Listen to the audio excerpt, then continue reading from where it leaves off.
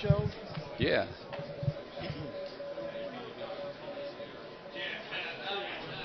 Okay, guys. Hey, you came right up. And John, you're on the show. Everybody, want to welcome John Amodeo, NN6JA, to our webcast today. John, as you know, he's been in our booth previous years, but John is one of the producers of ABC's hit TV show Last Man Standing. So, hello out there in California, John. How you doing? Uh-oh. Wait a minute. Let me turn the mic gain up. Let me start that over. See, hams always microphones. You got to plug them into the right. Yeah. Okay, you got it here. You're sounding good now. Yeah. Well, I hear you better, but I don't think you're patched in. But I'm sure we can make it work. Okay. How are you guys doing there? Sounds like you're very busy today. Yeah. In fact, we're about 6 hours behind schedule, and we have about 2 hours left in the show. We need to get around and see everybody with our cart, but we just haven't got out there yet. Hey, how's the weather out there? It's been raining here. Well, it's hot here. It's almost always hot here. I'm in the San Fernando Valley near the studio where we shoot Last Man Standing, and this last week it's been about 100 or over 100 every day, so I guess we're bracing for a hot summer, not a lot of water. Yeah. Hey, I heard the good news. Let's talk about it, man. The show's coming back, right? Another season. That is true. We were just picked up by ABC for 22 new episodes, which we'll start shooting in, I think we'll start shooting in August for air in September. So I'm certainly hoping all of your fans are also fans of Tim Allen and Last Man Standing, and they'll come on over and watch us on Friday nights. Well, we hope they are. A lot of people watch the show. A lot of your I sense that we're adjusting some things. Yeah. Hey, yeah, we're getting feedback already on the chat room. Great show, love that show. Hey, anything going on? I mean, I know the writers have to write it in for the majority of the people in the U.S. that it's not strictly a ham radio show, but they're getting a little bit more involved in ham radio. There's been a couple episodes with ham radio in it. Do you know of any plans to get more ham radio into the show? Well, there's the issue about ham radio is this, and I think I've said it a few times, and I apologize if I'm repeating myself to people that have seen other broadcasts. But ham radio is sort of our hobby that we all love, and we know a lot about it. But the general viewers are not that familiar with ham radio. So we tend to be careful about how much ham radio content we put on the show, only because we don't want to alienate if you will, the civilians, the people that aren't familiar with ham radio. I'm surprised to know how little the average television viewer knows about ham radio. So our writers have cleverly written some stories that were funny and interesting, and also could integrate ham radio in a way that we thought our non-ham radio viewers could enjoy, and I think we were pretty successful. The hams seemed to like those episodes, and the non-ham viewers liked the episodes as well. And it's not an easy task, but I think our writers did it. Now, naturally, our goal is to get the writers to write us some more ham radio stories that are fun for the ham radio viewers and the non-ham radio viewers alike. But on the other side of the fence, if you will, on the non-air side, our staff and crew has now been introduced to amateur radio, and 20 of our crew members have gotten their licenses. So we have a lot of hams on the show. And as we get more and more hams on the show, there's more awareness, and you may see some more ham radio content. One of the comments in the chat room was that maybe we need to get the writers get their license. When you say 20 or so of your staff have been licensed, does that include any of the writers? I have to tell you right now, Tom, that I'm having a hard time hearing you because your mic is not really coming into Skype. So I'm hearing. Let's see if that works better. Give me a test of that, if you don't mind. Better. Test 1, 2, 3, 4. No, I don't think that mic is open. Okay, hang on. Or at least it's not coming into the Skype feed. It wouldn't be a live Skype feed without some technical difficulties. He's not hearing our audio here. Oh. That's a little better. Yeah, something is not coming through, okay. And I don't want to not it. Can you hear me? Actually, I hear your coworker there better than you. Oh well, let me just step up here. Can you hear me better now? Yeah, a little better. I mean, you're heavily digital, but I can. I know what's happening. I know what's happening. It's picking up the wrong microphone. It's picking up the microphone in the PC. Let us change that. Okay, it's okay. I mean, I know you're behind schedule, but I'm fine, and I can talk as long as you want to talk. Okay. Okay. Yes, 1, 2. Is that better? Is that? Now, what's interesting is, I'm sorry, I don't know the name of your coworker there with you. Yeah, Freddie. But Freddie, I hear you perfectly. But what so, and yet Tom. Oh, that's better. Wait, hang on. Who's talking now? The better. Microphone in the PC was on, and not the microphone. 100% copy now. Not the microphone. Yep. Lapel mic was not on. Okay. You're a solid copy now. Okay, great. Hey, that was easy. So we need to get the writer's license, and you don't know if any of them are licensed or not. I know that. Well, I know the status of everybody on the show. I know none of the writers are licensed yet, and I'll tell you that in season 1, not only were they not licensed, they had never heard of ham radio, which to me was kind of shocking. I mean, not knowing about ham radio and what it can do is one thing. Not having ever heard of it is another. I might have suspected that some people would confuse ham radio with CB radio, but quite frankly, most of the writers didn't know what CB radio was either. You know, like CB was back in the 70s, maybe early 80s. So any of the writers that are in their, even their 40s did not even have that whole Breaker 19 thing that happened back then in the 70s. So my first season was really just educating the writers and the crew to what ham radio was. I mean, I had the ham radio stuff on the stage for a full year, and then I did a couple of special events live from the stage to try to, get some interest. After the first year, then at least people on the staff knew what ham radio was, and they started to say, oh, I get it, I get what ham radio is, and that's when they gave us our first story outline, actually early in season 2, which was Mandy Baxter in Tim Allen's basement shack talking on the radio. So we now have, as I said, 20 hams on the show. Several of the writers' assistants are licensed. So at least there's talk up in the writers' area about ham radio. And now, finally, it's more intelligent talk. It's not people just making fun of ham radio. It's people who understand what you can do with it. And that's really where our second and most important story came, where we saw Tim Allen actually on a radio talking to hams, theoretically. Not obviously it's fictitious because it's all got to be fake for Hollywood, but also talking about ham radio in a very positive way. And that was really a goal of mine. Okay. And, you came out with the Mandy QSL cards last year. I did. I have somewhere here, I have a Mandy QSL card. Yeah, which, hold it. That's beautiful. Yeah. Good picture there. It's coming through very, Mandy Baxter very on... And, of course, the first QSL card we came out with was the Mike Baxter card, which is Tim Allen sitting at an ICOM 9100, and then, of course, Mandy is sitting at the grandfather of all radios, the 7700, which is a heck of a radio. Those cards, by the way, are floating around Dayton. I think that Ray over at ICOM has Mike Baxter's card, and Mick over at Comet NGC has some Mandy Baxter cards. So if you're at Dayton, drift over and get a card. Yeah, well, you gave us a handful of the Mandy cards last year. We really appreciate that. Okay, so what else is happening? I know you've been a ham for many years. Probably close to 50 years, right? Well, I think it's 40, but it's a long time. What could it be? Realistically, I've been a ham for probably it's past 30. Certainly, it's close to 40. Okay. Yeah. I'm the old timer. 50 years this year. 50 years for me. At least we can both say we got our license in the last century. We certainly did. Yeah. Well, and I managed that. I guess I'm in the Quarter Century Club, Wireless Association, so at least we know it's more than 25, but I think it's more like 30 or 35.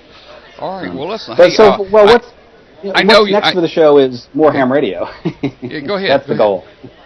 No, well, the most important thing to say is that we're picked up. We'll be back on the air on Fridays starting in September. A lot of new things happening on the show, and most importantly, I need to get Tim Allen licensed. We'll see how that works. I've been trying, and we'll see when it happens. That would be cool. We need more celebrities licensed. There's some famous ones. There are celebrities out there, but it's always kind of fun to work one of them. Yeah, it is. So I forgot what I was going to ask you. It'll come flooding back the minute I start talking. Well, you know, our brains are pretty frizzled in here. You can imagine trying to do this in the stress that we have here at the show. But well, I was talking about you know the number of years you were licensed, so you're well versed in amateur radio, and that helps to. I think you're the instrumental one in getting you know all the staff to start getting your licenses. Tell us a little about your operating part. Do you work DX? What do you do? Well, you know, it's funny. I'm home right now, so I'm in my, if you want to call it, my shack. It's very small, and of course it's the other side of the radio, which you can't see. And I've got an ICOM 7100 here going into a 2-element step-IR beam right now. Although I have lots of antennas and I change them all the time because I like to experiment.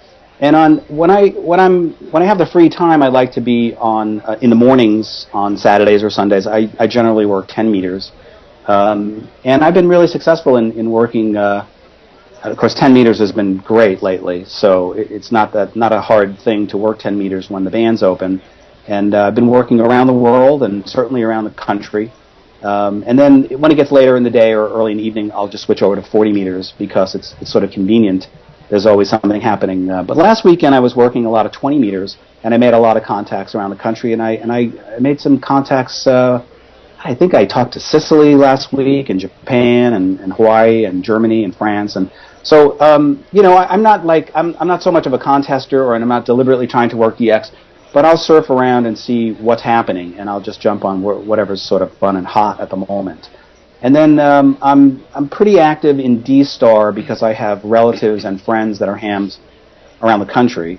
So I tend to use the reflector system and also my DVAP to get on D-Star into Long Island, where I'm from, and I have friends and family, and into Florida, where I have friends and will eventually have family.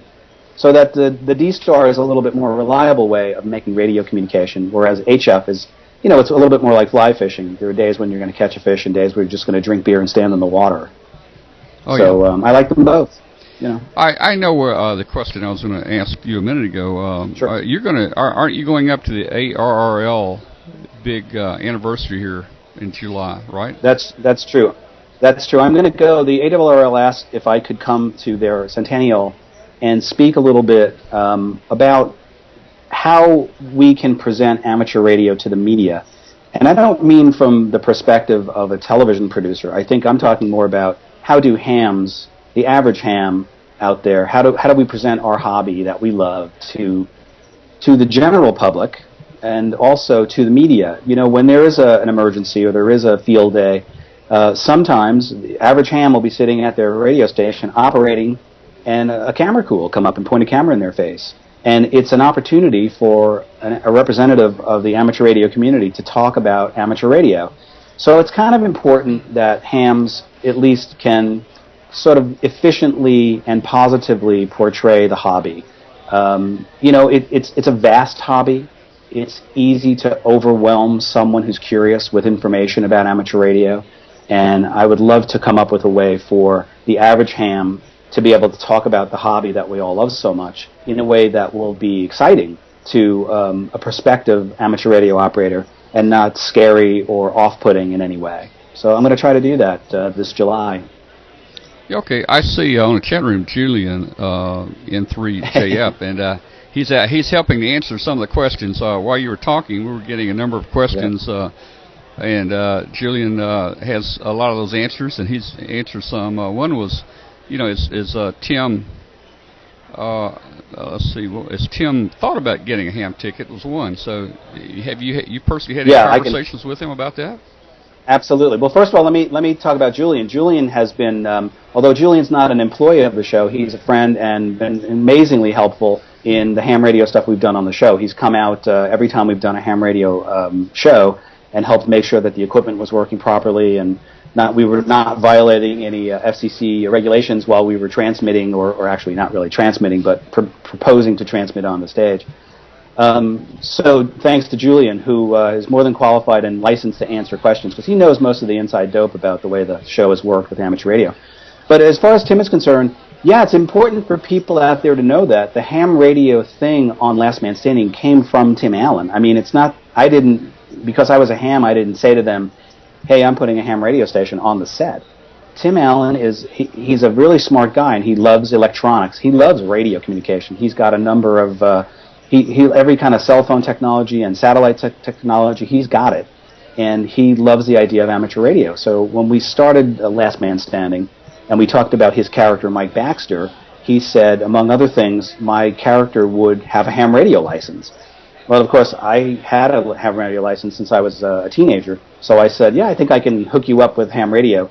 And that's when we built the first ham radio station on the set of Last Man Standing, which I actually thought would lead to Tim getting his license a lot faster, but I didn't realize how busy an actor like Tim Allen can be. I mean, he's a genuine movie star. Tim works 5 days a week with us, and on Fridays he goes to Vegas and does a show in Vegas, so he really leaves him like maybe Sunday for his family, and he's got a family. Not to mention he does all the commercials. You've heard his voice on Campbell Soup and Chevy Trucks and Michigan, and he's also got some, he's got a movie career that he has to address. So I think that, will Tim get a license? I bet he will. He already has an ID51 digital D-Star handheld from ICOM, and he loves it. He actually carries it around, and he uses it to monitor some of our frequencies that we use at work. But he doesn't have the license yet, but I think he'll get it. But the short story is, ham radio as a thread came from Tim Allen onto Last Man Standing. I was just there to facilitate it, but it was his idea. Well, that's a great thing to hear that Tim is interested. Quickly, and we're not going to stay on too much longer.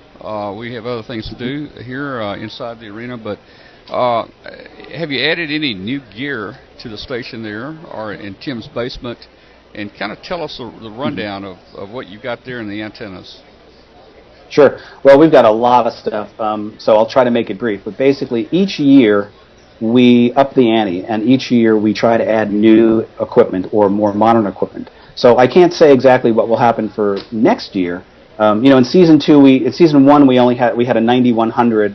I believe all we had was an ICOM 9100 in the shack. And then in season 2, we added a 70. I think we added a 7600, and then I had a 2820 of my own. All these are all ICOM radios, of course. And then last season, we were lucky enough to borrow from ICOM the 7700 for the basement shack and the new 7100, because I'm always trying to represent both HF, UHF, VHF, and of course some D-Star. So in the shack, the basement shack that you saw, there was a 9100 and a 7700, and in Mike's shack at his office at Outdoor Man, there's a 7600 and a 7100, all ICOM gear. It's not that we don't want other manufacturers' equipment. We love equipment. We borrow it, we use it for the season, and we return it. The show doesn't really own any ham radio equipment. But when we initially started the show, it was Ray at ICOM that responded to us and sent us some gear. So it seemed both fair, but also from a continuity standpoint. I know most hams don't one year have an ICOM, and the next year have a Yaesu, and the third year have a Kenwood. So we just stuck with the ICOM line. Although when Hector Alessandro's character was transmitting remotely from the Amazon, he was on a Yaesu FT817, which actually was my personal 817. Just to break it up a little bit. So we have a lot of equipment. We have lots of pieces and parts. A lot from DX Engineering and MFJ, and I can't even tell you most of our antennas. Just to talk about antennas because they're so important, are now on the roof of our stage, which is about 70 or 80 feet in the air, which is not a bad place for an antenna. And it's mostly Comet stuff, which was really nice that Nick Swertek from Comet NGC gave us a bunch of their antennas, principally an H444, which is a great antenna for the roof of a stage in the middle of the valley. And when we've had events from our stage, we're mostly going through our Comet GP1 and GP3, which are UHF, VHF ground planes, and our Comet CH35X and our H422s. That's what it is. And we've done really well. We've worked stations all around the country and all around the world at our events. Now, the station at Tim's work, that's the actual operating station that's actually functional. Is that correct? Yes. As a matter of fact, whenever we put a station on the set, we always make it functional. For the station in his basement, quite frankly, it's a set, like all of our shows are, and that set comes and goes. So if the writers write a scene in the basement shack, we have to build that set, and then we put that equipment into it. So we don't really go too far out of our way to make it very functional, but we always hook the radios up to antennas. The station at Mike Baxter's workplace, Outdoor Man, that set is there most of the time. So we actually run at least 3 antennas from the roof down into that station. So those radios are always functional, and we will occasionally flip them on when we're not, the stage is kind of busy, so if we're rehearsing, we can't really play with the radios. But after hours or before hours or at lunchtime, we can flip the radios on and see what's happening on 10 meters if it's daytime, or 20 or 40. And the, UHF and VHF is very easy because we're in Southern California, where, of course, we have the Papa repeater system, of which I'm a member of that club, and the Papa system is a huge, multi-repeater system. They're all linked repeaters, so you can key a mic in the San Fernando Valley where our studio is and be talking to most of Southern California. So, sometimes you can just pick up a mic in the either analog or D-Star and be talking to people in Southern California or through D-Star anywhere in the country. Yeah. Hey, just one last question. People have sent in QSL cards. I have sent my personal card in, and I know that you guys put those cards on the wall. They're in the TV studio, and they're displayed on some of the shows. Do you rotate those cards? Do you just put them up once? How does that work? Well, my goal always was to rotate them, and I think next year we're going to do that a little bit more aggressively. In the first couple of seasons, the shooting schedule got so hectic that it became hard to manage. I mean, I don't know how many cards that really fit on that wall. Maybe 40 cards or 30 cards fit on that wall. So to do some kind of a rotation, I guess, would be hard. But I think next year the goal would be, we have bins. Right now I think I have about 4,000 cards in my possession that came in from fans. And everyone that sent us a card, or I think 99% of the people that sent us a card, got a QSL card back, the Mike Baxter card, or if they requested it, they got the Mandy Baxter card. So we have about 4,000 cards, and I think next season the fun thing to do would be to just randomly rotate. Just go to the bin, pick out 40 cards, pin them to the wall for that episode. And then I think I would just take a snapshot of whose cards on the wall that week, and then put it on our, we have a Facebook page, which is the KA0XTT Facebook page, and that's the Mike Baxter, ham radio page. And then at least people could see if their cards made it to the wall. Now, whether you see it on the air or not is a question of where the cameras happen to point that week, based on the scene. Right. Well, I want you to enjoy the weather out there. It's been rainy here. There were reports of sleet this morning out in the flea market. Wow. But I think this afternoon it cleared up a little bit. John, thank you very much for spending the time with us today and giving us an update on what's going on with the TV show. Well, thanks, Tom. I always watch your show because no one's doing what you do, and it's a pretty awesome thing to see you from your initial drive-in until your initial shutdown. So thanks for your show. It's real fun to watch. Well, I can just say it is a real amateur production, so you never know what's going to happen here.